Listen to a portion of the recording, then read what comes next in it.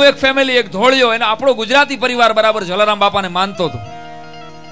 અને આ બાપાની પાઘડીને બાપાની પગે લાગ્યા કરે. બાપાનો એક ફોટો વીરપુરથી લાવેલો, અને એમાં એ માણસ પોતે એક જે ધોળિયા મેનેજર પાસે કામ કરે એના કઈક 500 જેટલા કરોડો રૂપિયા કઈક હલવાના.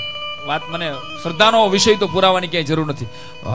લાખો ને અબજો રૂપિયા હલવાના. એટલે ઓલામાં ગુજરાતી જે સેવક હતો, એનો નોકર હતો, એને એના ધોળિયા શેઠને કીધું, શેઠ અંગ્રેજીમાં કીધું કે તમારું આ કામ થતું નથી, તો હા તમે એકવાર અમારા ઇન્ડિયાના સંતની માનતા કરો, જો તમારું કામ થઈ જાય. કે I don't believe in God. તો ભલે તમે ન માનતા, એકવાર તમે માનતા તો કરો. અને મિત્રો, વિધિની વક્રતા જે ગણો એ ઓલા ધોળિયા માણસે જલારામ બાપા સામે અગરબત્તી કરી માનતા કરી, જો આ કામ થઈ જાય ને તો હું એકવાર હું અથવા મારા કુટુંબમાંથી કોઈ વીરપુર દર્શન કરી જાય. એક શ્રીફળની ખાલી માનતા કરો, જાજી નહીં. તમારા પૈસા મુબારક, અમારા જલિયાણ જોગીને કાવડિયાથી મતલબ નથી. ખાલી શ્રીફળની માનતા કરો. સાંભળજો. ઓલા ધોળિયાએ માનતા કરી. વાત કહેતા વાર લાગે, ટૂંકામાં વાત કરું છું. એ 3 મહિનાની અંદર 500 કરોડ જેટલા હલવાત હતા, એ બધા પૈસા ઢગલો થઈને પાછા આવી જાય. ઓલો માણસ રાજીનો રેડ થઈ જાય. વાહ વાહ. પોતાના નોકરને બોલાવીને ભેટી પડ્યો, તારા ઇન્ડિયન સંતની મેં માનતા કરી હતી, એક ખાલી શ્રીફળની માનતા મેં કરી હતી, અને મારા પૈસા બધા છૂટી ગયા. હવે તો ઇન્ડિયા જવું પડે, મારી પાસે ટાઈમ નથી. તો તમારા કુટુંબમાંથી કોઈને જવું પડે. એમાં બરાબર બીજા જ મહિને એની જુવાન જોત 20 વર્ષની દીકરી યુરોપમાંથી એશિયાની ટૂરે નીકળતી હતી. દીકરી બાપ પાસે આવી, ડેડી મારે જવું છે ઇન્ડિયા ફરવા, મારે આખા એશિયામાં રખડવું છે. તેથી બાપે એકમાત્ર શરત મૂકી કે તું ઇન્ડિયામાં વીરપુરની અંદર આ મંદિરમાં જઈ અને શ્રીફળ વધેરી આવ તો હું તને ટિકિટ આપું આખા એશિયામાં રખડવા. મારી માનતા છે બેટા, આપણે ઊભા થયા હોય આ ખટકામાંથી તો આ સંતને લીધે.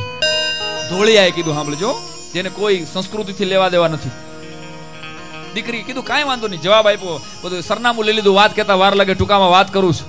એ દીકરી વીરપુરનું સરનામું લઈ અને 20 વર્ષની દીકરી, જુવાન જોત દીકરી, દેવના ચક્કર જેવી અપ્સરા જેવી દીકરી, એ વીરપુરથી ઇન્ડિયન એરલાઇન્સની ફ્લાઇટમાં રાજકોટ આવે. રાજકોટથી વીરપુરને બદલે વેરાવળની બસમાં બેસી જાય. આપ જાણો છો વેરાવળ ક્યાં આવ્યું, કોકે કીધું નહીં એને. અને અંગ્રેજી ખાલી આવડે, ગુજરાતી તો જે હિન્દી જરા ફાવતું નહોતું. રાત્રે 2 વાગે વીરપુરના પાદરમાં પાછી આવી. હવે વાત શરૂ થાય, સાંભળજો. રાત્રે 2 વાગે જે મિત્રો વીરપુર ગયા છે એને ખબર હશે કે વીરપુરનું બસ સ્ટેન્ડ ગામની બહાર છે, એસટી હાઈવે ઉપર છે, અંદર નથી બસની વ્યવસ્થા. એટલે હાઈવે ઉપર બરાબર ઉભો રહ્યો. આ બસ ઉભી રહી. રાત્રે 2 વાગે દેવના ચક્કર જેવી રૂપના અંબાર જેવી આ ફોરેનની આ 20 વર્ષની દીકરી સામાન લઈને બસમાંથી હેઠી ઉતરી. એક રિક્ષાવાળો ખાલી અડધો પીધેલી હાલતમાં એને કીધું, આમાં ઈશારાની ભાષા તો ઇન્ટરનેશનલ હોય ને, કીધું ક્યાં જાવ? I want to go at Jalaram temple. હાલો લઈ જાવ તમને. એમ કરીને સામાન રિક્ષામાં ગોઠવો. ઓલો માણસ પીધેલો હતો, એની મતીના ચક્કર ભમવા માંડ્યા કે આ છોકરીને, આ બાઈને ક્યાં ખબર છે કે મંદિર આમ છે.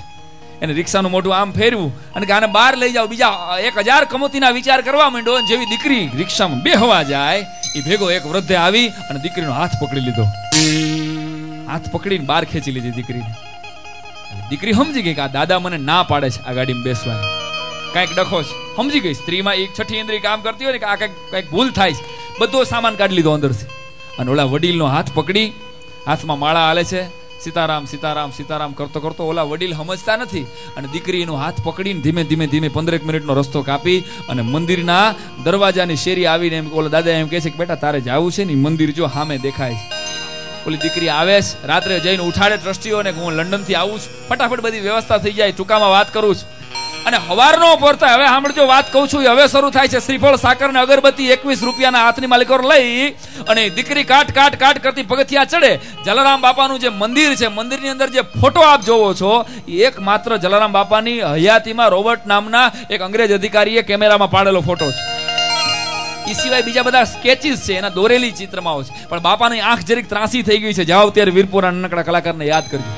ઓલા વિનંતી કરી બાપા એક ફોટો તમારો પાડવા દો, કારણ કે તમારી યાદી રહે. 200 વર્ષ પહેલા જેથી કેમેરાની શરૂઆત હતી, તેથી રોબર્ટ નામના એક અંગ્રેજ અધિકારીએ ખાલી ફોટો પાડ્યો. એ ફ્લેશથી બાપાની આંખ જરાક ત્રાસી થઈ ગઈ.